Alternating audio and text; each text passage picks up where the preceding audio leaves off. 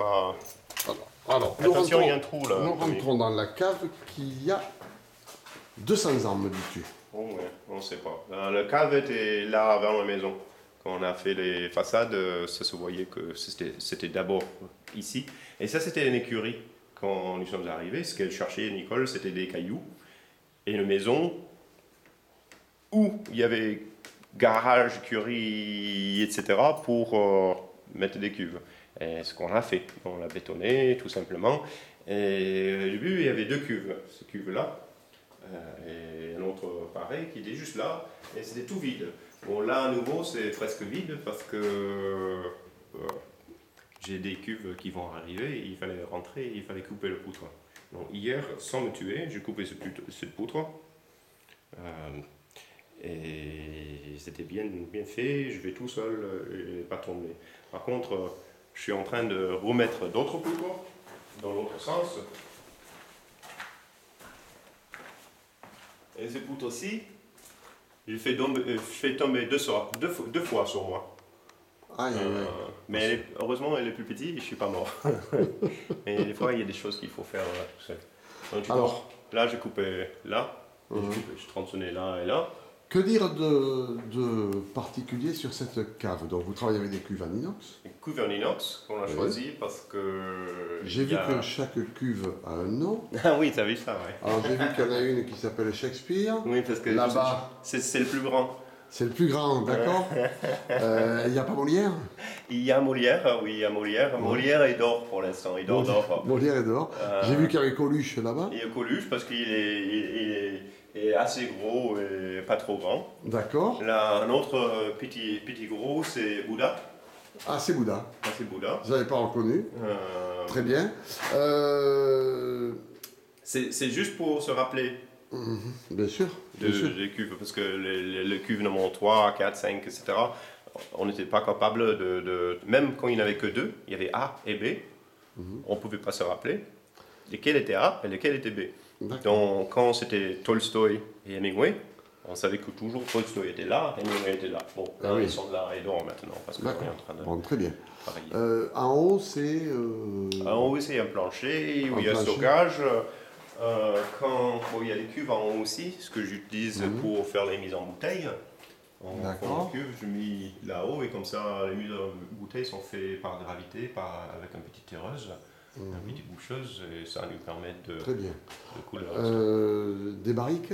Les barriques sont sur l'autre côté. Sur l'autre côté, bon, mais on va aller les voir. Ouais. Que dire de plus sur cette cave? Tu as des projets de... Bon, justement, j'ai coupé ces poutres parce qu'on n'avait plus assez de place pour ce qu'on rentrait. Et là, on vient d'acheter 2 hectares de plus, y compris cette 60 arts de terrette, un autre 20 arts qu'on va travailler l'année prochaine de terrette, une Senso, Syrah, Grenache, non, il y a un peu plus de vin, donc il fallait le mettre. Et notre plus grand cuve, Shakespeare, fait 48 hectos. Et c'était pas assez grand pour contenir notre plus grand assemblage qui est sous les cahiers de Grillon où il y a à peu près 60 hectos. Donc là, j'ai acheté une cuve de 76 hectos où on va pouvoir faire des assemblages, mais elle est très large, elle est la même taille que Shakespeare, mais plus large. Et il fallait bouger Shakespeare pour rentrer l'autre, sinon il n'y aura pas assez de place pour une cuve aussi large que ça. Et bouger Shakespeare, quand même, c'est... Oh, Shakespeare se bouge. Hein. Shakespeare se bouge. Oui, Shakespeare va se bouger. Bon, mais ici c'est très simple, tout se fait moins technologique possible. On a un pompe, c'est à peu près la limite. On a un petit groupe de foie. On n'a pas de fouloir, on utilise les pieds et les bottes pour fouler les raisins.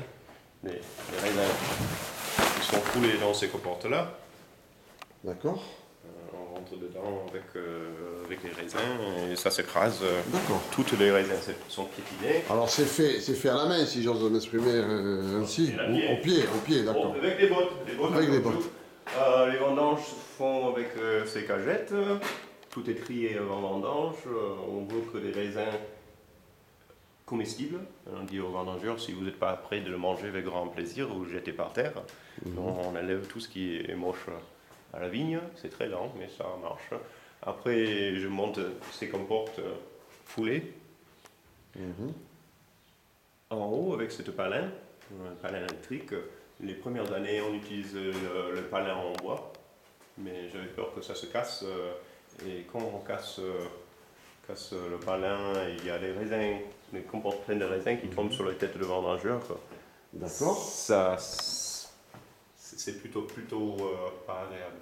Quand on tue les vendangeurs, ça met de mauvaise ambiance. Donc, on essaie pas de le faire. Après, je les glisse, je les verse dans la cuve où ils vont et ça marche. Très bien. Et après, pigeage, remontage. Pigeage, remontage, moins moins tonique qu'au début. Parce qu'on se rendu compte, au début, avec ces carignons, on voulait essayer de faire un carignon, c'était rustique, on va aller jusqu'au bout de sa rusticité. Mais c'était jamais rustique, c'était jamais tannique, c'était toujours élégant, et fruits et épices. Et le plus qu'on poussait avec des remontages et surtout beaucoup de pigeage, ça ne changeait pas grand-chose. Les raisins étaient mûrs, il n'y avait pas de tanin à céder au jus. Donc on fait moins, pas parce qu'on pense qu'il faut toujours faire moins, mais c'est parce que de faire plus, ça nous menait pas plus. Non. On met l'effort ailleurs. Très bien. Donc ça, c'est notre boucheuse. La boucheuse, donc vous faites la mise en bouteille vous-même? Oui, D'accord. Tout est fait maison, tout est fait maison. même les lasagnes. Même les lasagnes. Et j'espère qu'elle a sorti le feu.